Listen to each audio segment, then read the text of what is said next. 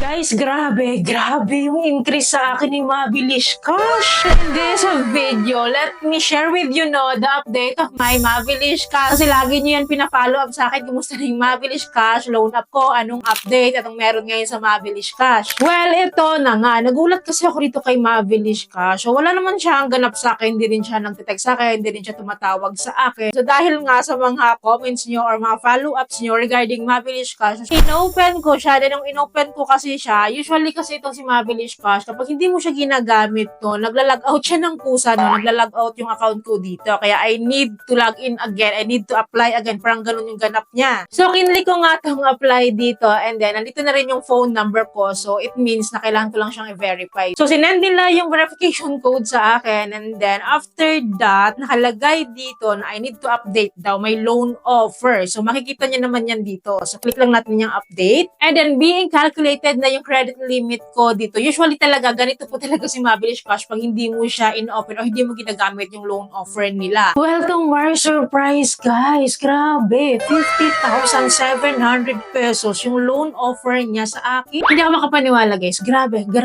kagalante mag-increase itong si Mabilis Cash. And then, meron siyang installment term po sa akin na every 15 days. Lumalabas po, twice a month po akong magbabayad dito.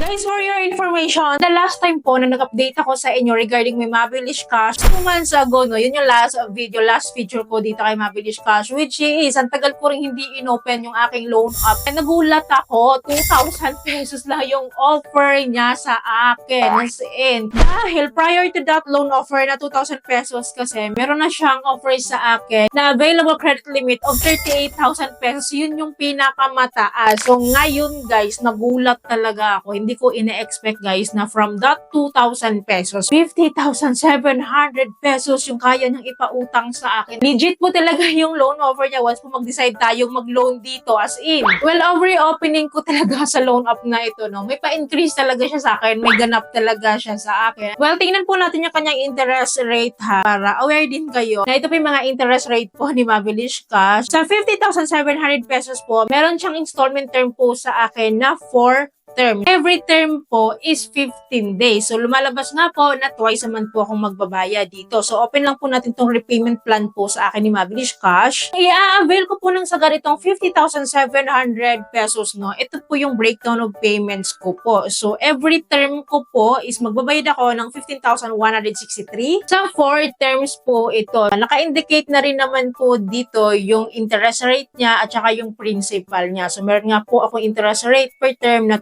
2,488. So, kinupute ko lahat-lahat, guys, ng mga interest rates niya po dito. So, lumalabas po na meron po siyang interest rate po per term per 15 days na 4.90%. Okay ba kayo doon? So, per term yun per 15 days. Ngayon, kung monthly naman po yung pag-uusapan, meron po siyang interest rate po sa akin na 9.82%. So, monthly yun 9.82%, which is good na rin, guys, kaysa naman sa ibang loan app na talagang pinapatulan natin na pa 7 days or pa 14 days and then napakalalala ng mga interest rate na umaabot hanggang up to 50% interest rate monthly. So, Mabilis Cash is better than them. Honestly, guys, in terms of interest rate lang po, monthly po, this is better than One Hand Loan Up, than Tala, than Happy Cash, than Cashalo, and many other loan apps na legit sila na nag-o-offer ng 15% monthly. So, for me, mas okay talaga tong si Mabilis Cash. Kasi sa experience ko naman, nung nag-loan po ako dito, for the very first time na nag-loan ako dito, hindi ako nagka-problema dito. 2 months to pay ko din in-avail. Yun, actually, 2 beses na ako nag-loan dito kay Mabilis Cash and then 2 months to pay, yung isa 3 months to pay. And never silang nang-harass sa akin. Never din po sila nangungulit sa akin about my repayment po. Kasi nga naman, on time naman din ako nagbabayad. And after mo po, ma-full payment yung loan offer mo dito sa Mabilis Cash, is doon talaga sila tumatawag at nag-offer po ng kanilang pa-loan. Pero hindi naman po palagi, madalang lang din. Kaya lagi ko nga sinasama itong si Mabilis Cash as one of my legit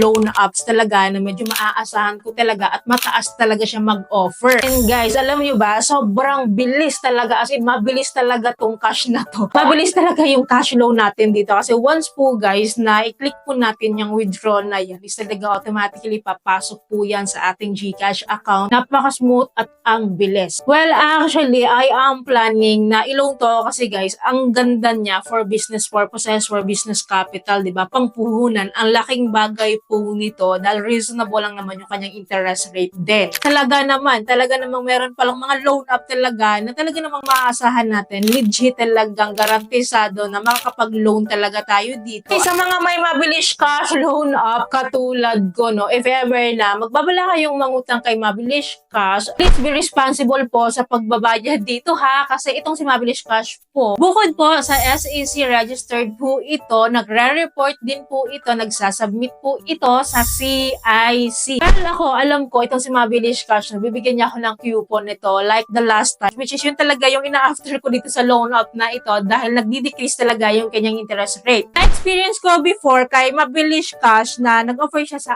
akin as low as 6% monthly interest rate. Yes po, nag-offer po si Mabilis Cash ng ganun. But anyway, some of my viewers, no, nagrarant din dito kay Mabilis Cash loan up dahil hindi daw sila ma-approve because of the requirements needed. Nanghihingi ata sila ngayon ng requirements, no, like by IBIG or SSS. Before kasi guys, hindi ko naman na-experience yan. Wala namang hinihingi sa akin si Mabilis Cash loan up. Napaka-smooth lang ng application ko dito kay Mabilis Cash loan up na kahit unemployed is ma-approve ka. Based sa experience ko, sa first offer nila nga sa akin is 18,000 pesos. Wala akong sinabit na kahit anong income proof of billing, maliban sa aking ID at self-verification ha. So yun lang talaga. Kaya hindi ako makarelate sa mga rant nyo ngayon, no, kasi hindi ko kasi na-experience yun. But I will try my very best na ma-feature ulit yung application process po ni Mabilis Cash loan up ngayon. Kasi nga time to time naman din talaga yung loan up na to is nag-update siya, nagbabago siya or nag-i-improve siya. So I will try to feature it again para mas updated yung application natin dito. Tips ko lang sa inyo kasi isa din talaga to sa winawarla-warla nyo or kino-complain nyo talaga sa akin regarding Mabilis Cash na traitor daw. So bakit nila nasabi? Kasi once daw na nag-fully paid sila dito is wala na silang offer, na-decline, na-reject, wala na sila. So tips ko lang sa inyo guys, so once po na may offer kayo like ito ha, 4 terms to pay siya. So tips ko lang sa inyo, huwag nyo siyang i-one-time payment dahil lang sa kagustuhan yung ma-increasean kayo. Huwag kayong mag-advance payment dito dahil ayaw na ayaw ni Mabilis Cash loan up yun. And then one thing pa, ito ha, kapag naman na fully paid yun na or natapos yun na yung inyong loan terms dito, huwag nyo agad-agad i-cash loan naman. Panipasin nyo muna ng at least 3 days. 3 days up, pwede na kayong mag-loan ulit dito. Kasi itong si Mabilis Cash guys, kapag pinaid mo siya ngayon, minsan hindi po siya nagkakaroon ng bagong loan offer. So parang it takes days pa para bigyan ka niya or para increasean ka niya ng loan offer. Well, anyways, comment down below kayo guys sa mga iba't ibang experiences nyo dito kay Mabilis Cash kasi iba-iba talaga tayo na experiences dito, no? But don't worry, patuloy naman po ako nag-update sa inyo regarding loan apps, different loan apps, lalo na sa mga bagong loan apps at saka sa mga existing loan apps na patuloy na nag-update. Sinisilip ko po yan at sinusubukan ko talaga mismo para ma-share ko siya sa inyo ng buo based on my experience. So yun lamang po. I hope may natutunan guys sa video. I hope po nakatulong tong video sa inyo. Kung nagustuhan niyo yung video, please don't forget to like and share. And thank you for watching this video. Bye!